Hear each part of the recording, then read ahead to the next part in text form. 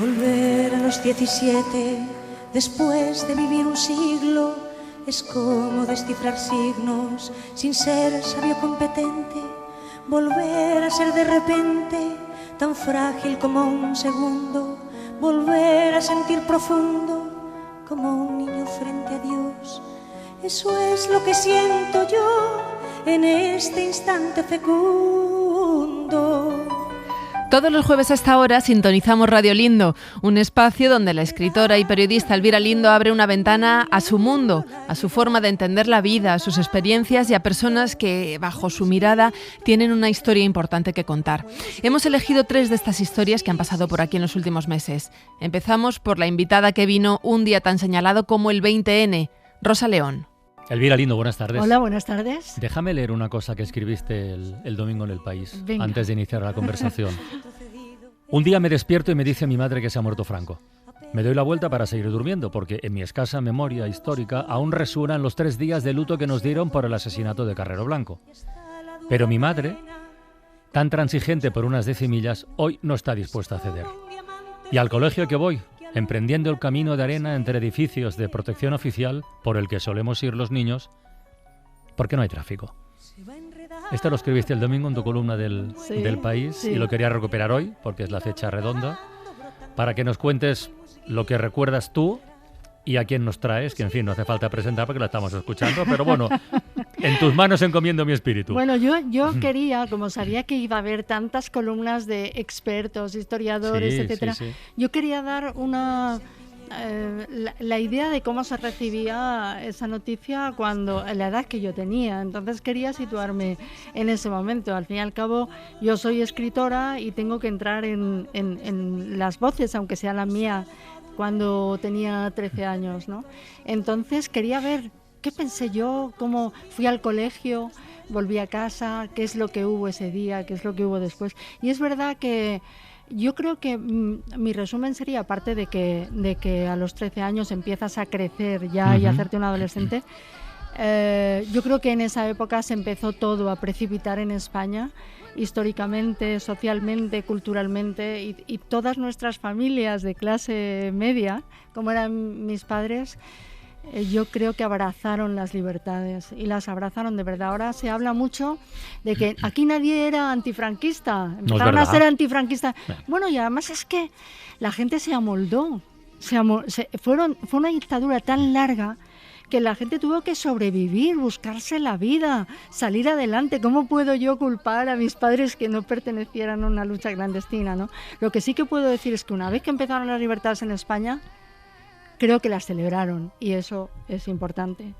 Y me parecía que tenía que traer a una persona que tuviera una voz diferente. Mira cómo sonríe.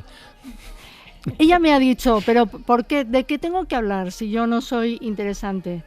Digo, bueno, he dicho, bueno, pues vamos a hacer como que eres el referente de todas las mujeres no interesantes que ha habido durante la transición y en la lucha antifranquista, y que además ahora estamos reivindicando, porque incluso desde la izquierda han estado mucho más silenciadas que los hombres. Aquí hemos tratado alguna vez esto con sindicalistas y eso.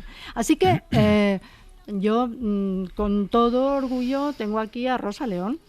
Hola Rosa, buenas tardes. Muy buenas, ya veo que te reías. ¿Cómo que no eres nadie? No es que no sea nadie, evidentemente soy una persona y con una historia detrás, evidentemente. Pero me dice, no, vamos a hablar de ti todo el tiempo. Y he dicho, vale. Venga, empecemos por ahí. ¿Dónde te pilla la muerte de Franco? ¿Dónde me pilla?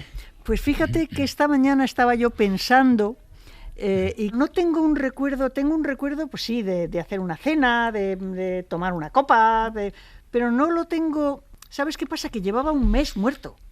Es decir, que cuando nos dicen que ha muerto, ya lleva. Sí. Es decir, no es la noticia de la muerte lo que se celebra, pues ya estaba muerto hacía mucho.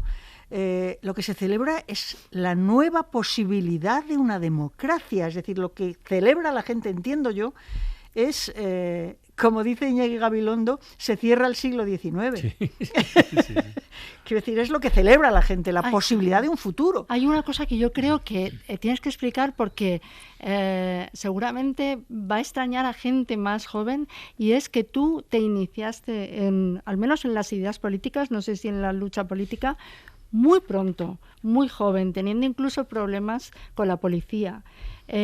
¿Cómo fue eso? ¿Cómo llega? Tú eres hija de un policía, sí, y un policía de derechas. Sí. Entonces, ¿cómo llegan a ti esas ideas que yo no sé si sería por amigos, por algún profesor, por intuición? ¿Cómo fue eso? No, bueno, me hubiera gustado tener un profesor como el tuyo de literatura para enamorarme locamente. Sí, pero tuve muchos muy buenos, la verdad. Pero no fue por ahí. No, yo creo que también la época, es decir, es la invasión de Checoslovaquia, es el 68, que yo todavía, es decir, empiezo antes en la política, es decir, con 15 años yo estoy leyendo el Pulitzer y mi padre me está diciendo que estás leyendo. De alguna manera el entorno, los amigos de aquella época, teníamos amigos no solo del colegio, sino gente que había salido y estaba en la universidad, y nos veíamos con ellos, y de repente por ahí empezaban a hablar de política, empecé a hablar de política. Y de alguna manera el hecho de tener un padre muy de derechas, pobrecito, la verdad es que siempre he dicho que no es lo mismo ser vencedor de la guerra pobre que rico. Ya. Mi padre era vencedor de la guerra pobre. Es parecido, pero no es igual. No es lo mismo. No es lo mismo. Entonces, el hecho de tener un padre muy, muy dominante, huérfana de madre de los 13, 14 años, es decir, hace que yo de repente me vaya a la izquierda, me hice trotskista. Ostras. Con 15 años, quiero decir. Para molestarle. Absolutamente, claro. Es decir, yo analizando después digo, yo ¿por qué me hice trotskista con 15 años? ¿Y te fuiste de casa para Me fui, para no, ser libre? El problema es que estando todavía en el colegio, yo creo que estábamos en una célula trotskista que controlaba la policía, porque no tiene explicación que nos detuvieran a todos como locos, es decir, y entonces vinieron a detenerme. ¿Con cuántos años? Yo creo que acababa de cumplir 17, muy menor de edad. Entonces, yo iba con calcetines y tenía una pinta muy, muy pequeña. Y entonces, teniendo en cuenta que mi padre era comisario de policía y profesor de la escuela de policía, pues no se atrevieron a llevarme. Y entonces llamaron a mi padre por teléfono y le dijeron, preséntate con ella en la Puerta del Sol inmediatamente. Cogí la puerta y me fui de casa. Y estuve fuera de casa todo el tiempo hasta que, digamos, pasó al juzgado, que ya no estaba en la policía, entonces ya me presenté otra vez, me presenté en casa, mi padre me buscó con la Guardia Civil, o sea, bueno,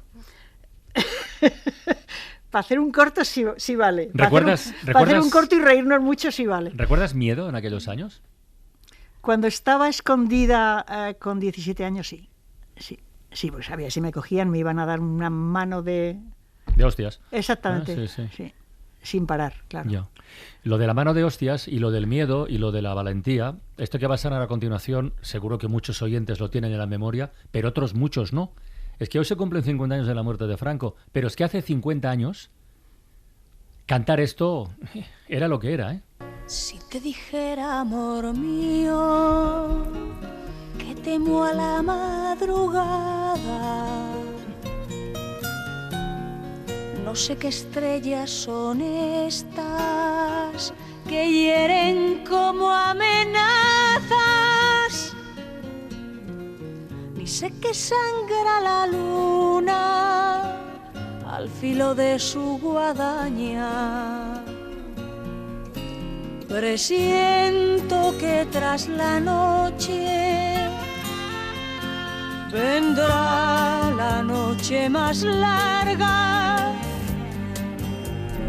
Quiero que no me abandones, amor mío, al alba, al alba, al alba, al alba, al alba. Contexto. Últimos fusilamientos del franquismo y de repente esta canción que aún te envía en un cassette se convierte en un himno y un tributo a esos últimos fusilados. Claro, hay que ponerse en ese momento y tener el coraje o la inconsciencia o de todo un poco de subirse a un escenario y ponerse a cantar esto. Y además a mí lo que me parece interesante es que la canción no tiene ese sentido. No. Era una canción de amor. No se escribió para esto, pero... No. Se escribió mucho antes. Sí. Hay una grabación en la cadena SER, en una Navidad que yo canto al alba antes de grabarla en disco, en la Navidad del 74. Y hay una grabación al alba, antes de grabarla. Era una canción de amor. Sí. Era una canción de amor, lo que pasa es que justo yo la grabo en mayo más o menos y sale justo en septiembre. Y entonces, pues claro, yo sí tenía un compromiso político y entonces... Es decir, la impotencia, es decir, ya no solo la gente de izquierdas de este país, es hasta el Papa. Quiero decir, o sea, que fue una cosa como una petición de humanidad. Entonces, cuando de repente ves que van a juzgar a unos tíos sin las garantías suficientes, independientemente de lo que hubieran hecho o dejado de hacer, las garantías suficientes tienen que estar siempre. Aparte de estar contra la pena de muerte, evidentemente, y aparte de estar contra el terrorismo, es decir, que no cabe ninguna duda contra todo lo que yo estaba en aquella época, pero morir matando es lo que hizo el dictador, morir matando. Y a mí me parecía que leías la letra y miles de buitres callados van extendiendo sus alas, y era como la última, la carta que hubiera escrito cualquiera de los condenados a su familia, a su compañera, a su mujer. Es decir, me parecía, y lo dije. Miles de buitres callados van extendiendo sus alas. No te destroza, amor mío, esta silenciosa danza. Maldito baile de muertos, pólvora de la mañana. Presiento que tras la noche vendrá la noche más larga. Quiero que no me abandones, amor mío, al alba. Vamos al principio de temporada, el primer Radio Lindo tras las vacaciones de verano. Un verano en su pueblo y una anécdota personal dan lugar a una reflexión de Elvira sobre la presión estética que sufrimos las mujeres durante todas las etapas de nuestra vida. Este junio entré a una tienda y me dijo la dependienta, me dijo, yo quería ver camisetas y me dijo, le voy a enseñar una sin mangas, ¿usted enseña los brazos? Entonces, yo al principio no entendí la pregunta, porque, a ver, estábamos en la primera ola de calor, había 40 grados de temperatura, y es que no es que quisieras o no enseñar los brazos, es que querías ir casi medio desnudo. Es que no había más remedio. No había más remedio. Pero después de pensar así un momento, nada, fue un clic de pensamiento, pero luego pensé, es que esta es una pregunta que si no te la hacen, sin embargo, está en la cabeza de muchísimas mujeres. No de un tipo de mujer, sino de todas las mujeres. Hay partes de nuestro cuerpo que cada verano, cuando llegamos a la estación en la que se enseña más el cuerpo, más la carne, todas las mujeres nos planteamos cuando vemos sobre todo cuando entramos a un probador, cuando nos vemos en el espejo, esa cosa de no enseñes los brazos si son demasiado gruesos, si te han caído. Hay unas expresiones para mí asquerosas, como la manga del kimono, que es cuando el brazo vibra y cuelga, ¿no? O cuando está muy pellejoso el brazo. También hay otra parte que son las rodillas. ¿Tú quieres seguir enseñando las rodillas? Porque las rodillas es esa parte del cuerpo que se arruga antes, se nota el paso del tiempo. Entonces, esto me hizo plantearme qué es lo que nos pasa, ¿no? O sea, porque no es que hay, aparte de que haya una presión muy fuerte cultural. A mí nunca me han preguntado eso. A ti nunca te han preguntado eso, ni te han preguntado si te molesta que con tal bañador no sé, ni tú mismo viéndote en un probador, si se te ve más la barriga o menos la barriga. O sea, no es algo que yo creo que los hombres, al menos de nuestra edad, tengan que soportar. Yo no sé los más jóvenes, ¿no? Entonces, pensé que en el fondo es algo que no estamos tratando suficientemente de acuerdo a lo que está pasando. Nosotros tenemos un discurso, sobre todo nosotras, un discurso feminista con respecto a tener un poder sobre nuestros cuerpos, a que lo que importa es cómo somos, lo que importa es nuestro carácter, nuestra personalidad, nuestro atractivo está en la manera en la que se muestra nuestro carácter ante los demás. Sin embargo, esto es algo que entra en lucha permanentemente con lo que sentimos, que es algo muy diferente. Y lo que sentimos las mujeres en general, ya no digo las mujeres muy mayores que probablemente se habrán librado de esto, lo que sentimos las mujeres en general es una presión enorme de cómo somos vistas. ¿Y por qué no nos libramos de esa presión? ¿Cómo sois vistas y cómo os miráis vosotras mismas? Bueno, también. Nosotras nos miramos de una forma muy... la aceptación. Mira, ahí hay hasta quien me dice que sí. Nosotras nos miramos de una manera muy autopunitiva. Es decir, que nos miramos con muy poca piedad, nos miramos ante el espejo y hay veces que hay que repetirse, es que tengo la edad que tengo. Claro, pero si las mujeres sabéis eso, ¿por qué no os sacudís la presión de encima?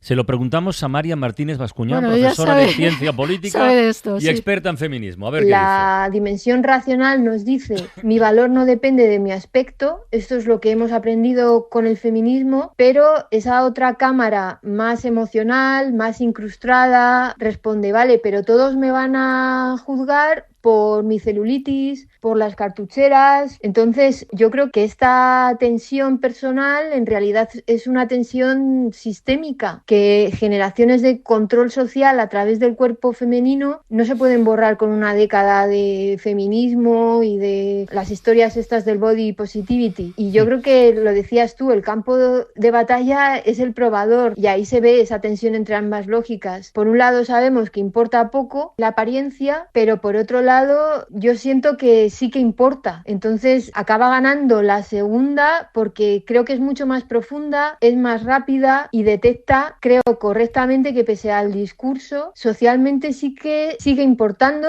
y nos sigue penalizando. O sea, la tragedia es que sabemos lo que es lo mejor, pero de alguna manera nos seguimos sintiendo igual porque la sociedad no ha cambiado tanto. Qué fuerte y qué triste, ¿no?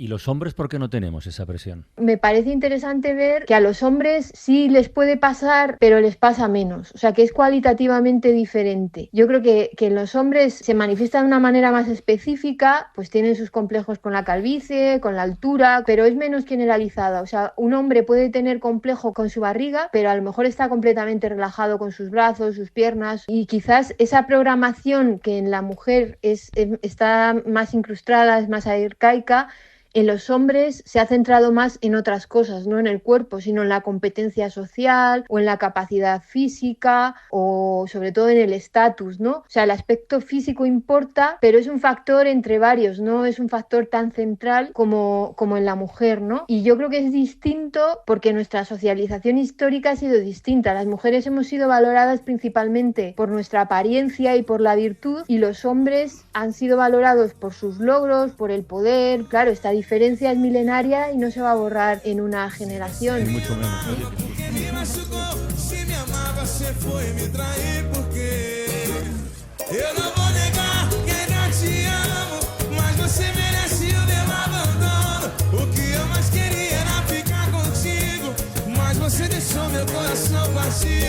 Otro de los invitados que han pasado por Radio Lindo es Carlos Risco. Vive en una casa centenaria en una aldea despoblada de Galicia y tiene una historia particular que nos contó en la ventana. Carlos Risco, buenas tardes. Buenas tardes. Carlos Risco es periodista, licenciado en Historia, es músico también. Actualmente vive en una aldea despoblada o muy poco poblada, no sé cómo sería más preciso decirlo. Está despoblada. Totalmente. No, hay como un par de vecinos. Bueno, pues casi totalmente, junto a un bosque en Ourense. Y es verdad que el año pasado publicaste un libro que se titula Objetos a los que acompaño, donde hacías una selección, una tetera, una bicicleta. Bueno, sigue tú. Bueno, es un libro que habla de los objetos, pero en realidad quiero hablar de la vida. O sea, hablo de los objetos porque, creo que los objetos tienen la memoria de los anteriores, están hechos de materiales que están vivos como esta tierra y como nosotros mismos. Y los objetos, bueno, las vidas acaban en los cementerios y en los rastros, y los objetos se heredan, se pasan, se ligan de unos a otros y traen unas memorias muy, muy potentes. Y creo que en la intimidad de cualquier casa los objetos dejan de ser objetos y se tornan presencias con las que tenemos intimidad y camaradería. ¿Cuántos objetos aparecen en tu libro? Hay 100 objetos. 100 objetos. 100 objetos, casi todos de la vida cotidiana, de fotografía, la cocina. Mecedora, platos, sí, platos, cucharas, cosas de la cocina, bicicletas.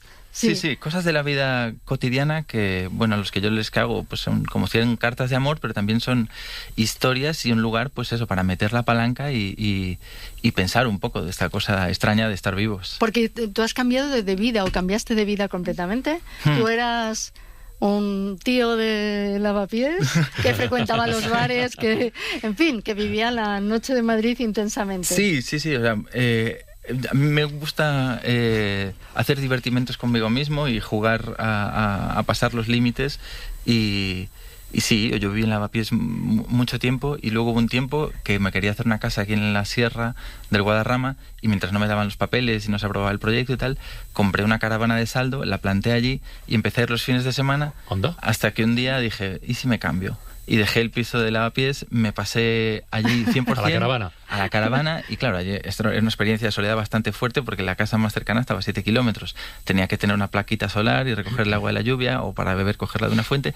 Pero estuve allí pues más o menos 2 años, con épocas de entrada y de salida. ¿Feliz? Muy feliz. La verdad es que fue una época transformadora, y creo que en esos momentos antes de morir, si es que recordamos la vida, como dicen algunas religiones, la caravana va a estar ahí en esos fotogramas. Yo fui muy feliz ahí. Sí. ¿Y qué pensaban tus amigos? ¿Que te habías vuelto loco? Supongo que sí, que era una, pues eso, una salida de Tiesto. Y por supuesto que es una salida de Tiesto, pero yo creo que todos tenemos estas fantasías un poco del escapar y de la soledad. Y yo soy un tipo normal, siempre soy un cobarde más, pero en esto me atreví. Y fue súper positivo. Y luego con la pandemia también la vida cambia y todo se cambia de lugares. Y bueno, ya me vi ahí de vuelta en Galicia. Realmente, bueno, yo creo que todos los que nos vamos, cuando volvemos entendemos que esa era la razón de irse, ¿no? Que uno se va pues precisamente para volver, y cuando vuelves todo se aplaca y se comprende. O sea, por ejemplo, esto de estar tan solo y tan apartado, ¿y cuáles son los objetos que tienes allí que dices dan sentido a mi vida? Aparte de 2 gatos, ¿cuáles son esos objetos? Pues yo creo que los objetos de la vida cotidiana, me gustan, o sea, soy cosista, pero con matices. O sea, si hoy perdiera todo no pasaría nada. No tengo los apegos, pero sí tengo la simpatía.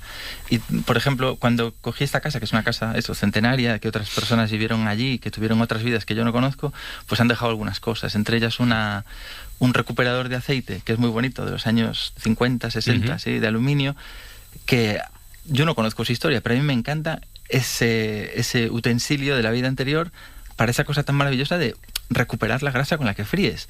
Y yo lo utilizo bastante. Siempre, o sea, en casa hacemos unas tortillas bárbaras y ese objeto siempre está conmigo. Y a mí me encanta, yo siento intimidad con él, y bueno, no sé qué pensará de la vida que yo le doy, pero hasta que venga el siguiente, porque siempre hay un siguiente, pues yo lo trato bien y tengo una retorcido desde esta alegre impunidad. Hay noches proclives a las averías, que pienso en ti, el pensamiento circular, con la cabeza vacía. Hay noches que todo es una porquería, y pienso en ti, en el deseo, en la bendita oscuridad. Hay veces, no muchas ni tampoco pocas, que pienso en ti, que pienso en ti.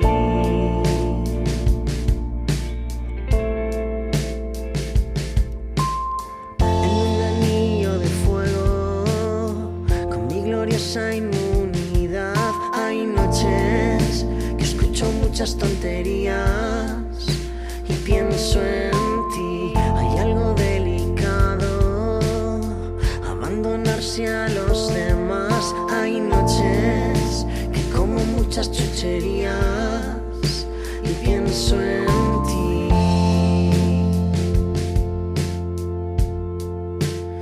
Son las miradas lanzadas a la cara que me hacen recordar lo que me estoy perdiendo.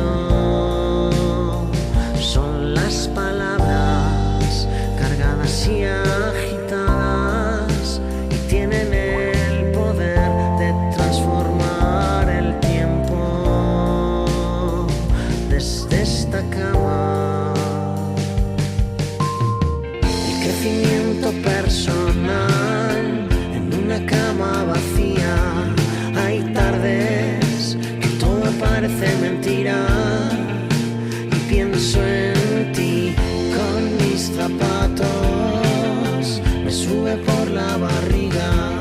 Hay veces que olvido todo lo que había y pienso en ti. Me balanceo, lo que me puede marear, mis brazos girando siempre a la deriva, pensando en ti, como el doctor Manhattan, ajeno a la realidad. Hay días que ya no tienen melodías y pienso en ti, y pienso en ti.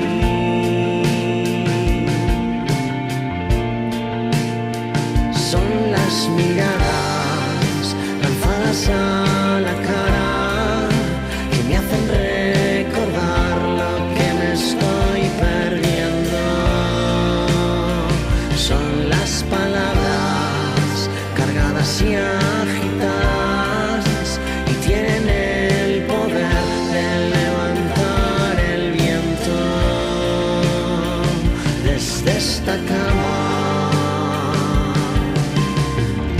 Manera de bailar desde esta alegre impunidad. Hay veces, no muchas ni tampoco pocas, que pienso en ti. Hay algo sobrenatural, hay algo retorcido. Hay veces, no muchas ni tampoco pocas, que pienso en ti. En mi cama vacía o en la avería. Hay veces, no muchas ni tampoco pocas, que pienso en ti. Hay algo delicioso